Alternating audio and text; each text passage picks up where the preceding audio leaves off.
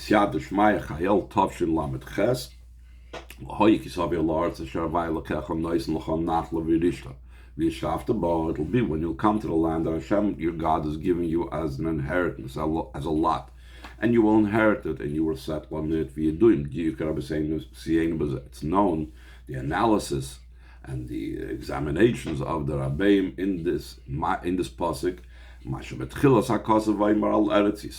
beginning of the pasuk, that when he's speaking about Eretz Yisrael, Eretz HaKodesh is the Holy Land. It's the land that the eyes of Hashem, your God, is in it from the beginning of the year till the end of the year. So he says about Eretz Yisrael, when you will come to the land. This is like a direct continuation of what we're learning just now. That this indicates that it's by his own power. It's something that he himself is doing. Kisava, you will come. It's not about Hashem. And afterwards he says that Hashem, your God, is giving you. This seems to indicate that it's being given from above. Also, when you understand what it says, that Hashem, your God, is giving it to you and you will inherit it. That a gift and an inheritance are two separate matters. When it comes to inheritance, you don't need a special gift because it comes automatically. Like it says, in the place of your fathers will be your sons, because the sons automatically take the place of the fathers. That's the idea of an inheritance. So therefore, you don't need that the father should gift it to the sons. They automatically come in the place of the fathers. And this is not just that the father doesn't have to gift, but there's also nothing that the son has to do either. Also, from the perspective of the receiver, he doesn't need any preparation for this. Even a child under bar mitzvah is included in inheritance. To the degree that even a child that's a day old, a baby that's a day old, inherits everything. So obviously he's incapable of doing anything, and still in all he inherits. So we see that the inheritance is independent of anything that the child does. As opposed to a gift needs a special giving. You need to, the giver has to intentionally give to someone else.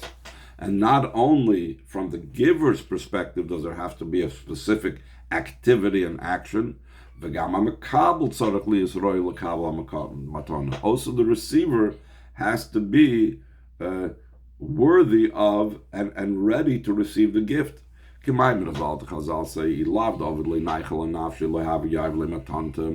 That a person doesn't just give gifts out of the blue. If not for the fact that the receiver did something pleasing for the giver would never have given him a gift. Moving for this understood that the receiving of the gift has to be worthy of it. He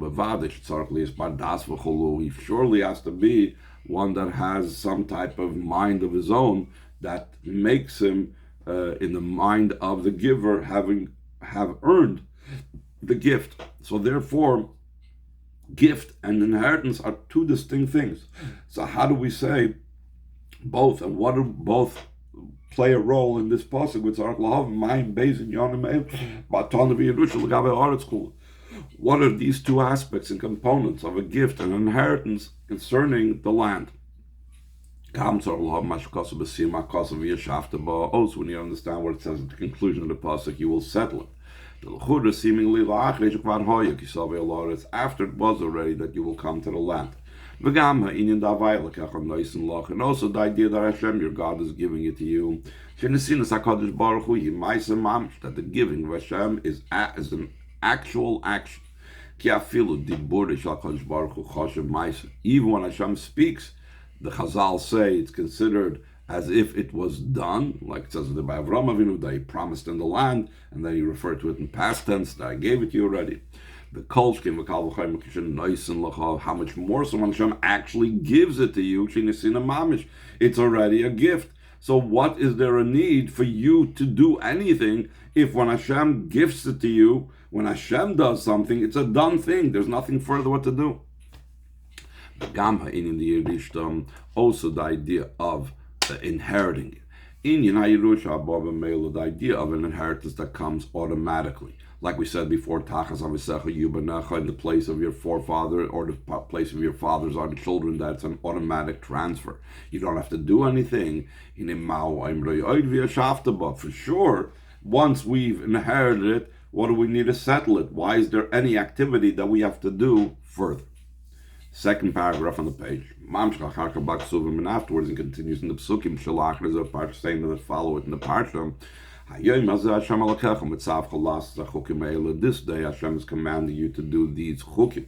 The Alter Rebbe examines this in L'Kutei Torah that Tzarech L'Hav. We need to understand Ma'u Pirush Hayom Hazeh. What does it mean? This day Hashem commands you to do these chukim. He doesn't say which day it was. The Alter Rebbe explains in L'Kutei Torah that the Hayom Hazeh is going on what it says earlier. Mishum da mikra hazeh mechuber leparsha shalamayla hemena shemasiyamis eretz avos chol v'dvash. Because this pasuk Hayom Hazeh is connected and joined to the parsha that preceded it, to the section preceding it, that concludes a land that's flowing milk and honey. And it says Hayom Hazeh.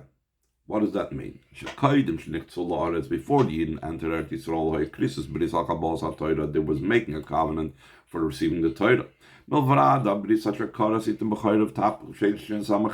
In addition to the covenant that Hashem made by the Yidden by Har Sinai. That's what it's referring to this day. This day, at the time that you're entering Eretz Yisrael, when Hashem is making this new covenant. We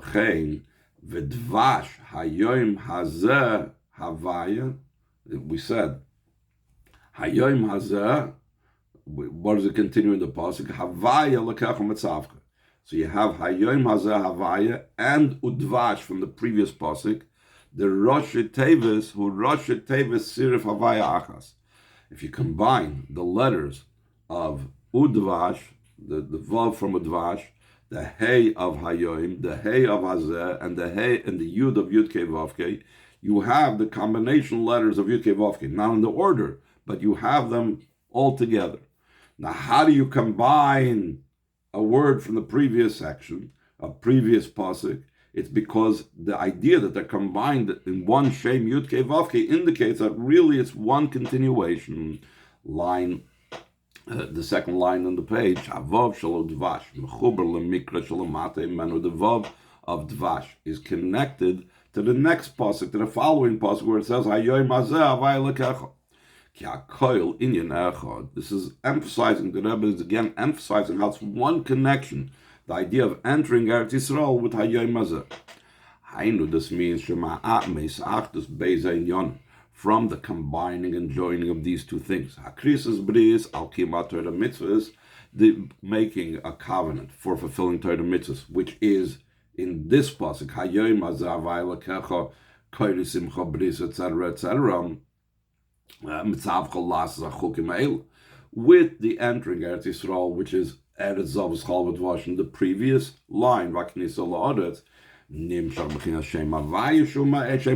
the combination of both draws down, we said that Tzira for Yud-Kei Vav-Kei, that's the Shem HaEretz of Hashem. And then comes the settling in all Yidden. Because of, like it continues in the Pasuk B'Shir Shem Erevi in the Shir Chumash of Wednesday. Hayom Hazeh Niyesel La'am L'Havaya Lekecha. This day you become a nation for Havaya your God. Shemata B'Kol Havaya Lekecha, and you listen to the voice of Hashem your God. V'asis es mitzvahs of his chukav, you'll do his mitzvahs and his chukim. Shemekol zem muvan hashayches the kiyum ha'Torah mitzvah maknisa l'Aretz. From all that is understood, the association, connection of fulfilling Torah mitzvahs with entering Eretz Yisrael. Before there's become a psukim, a Torah shebeksav, like it's explained and it's explicit, and many psukim in the written Torah about how they're linked. When you go into Eretz Yisrael, you need to keep Eretz Yisrael from doing Torah mitzvahs, etc. The oral Torah, it's so much more at length, speaking about the connection between Torah, mitzvahs, and Eretz Yisrael. In the merit that the Yidden accepted the Torah on Har Sinai. And afterwards they studied it and they fulfilled its mitzvahs. And this merit was afterwards the entrance to Eretz Yisrael. So we see the connection between these two topics, the Kiyum HaTorah mitzvahs and the entering into Eretz Yisrael.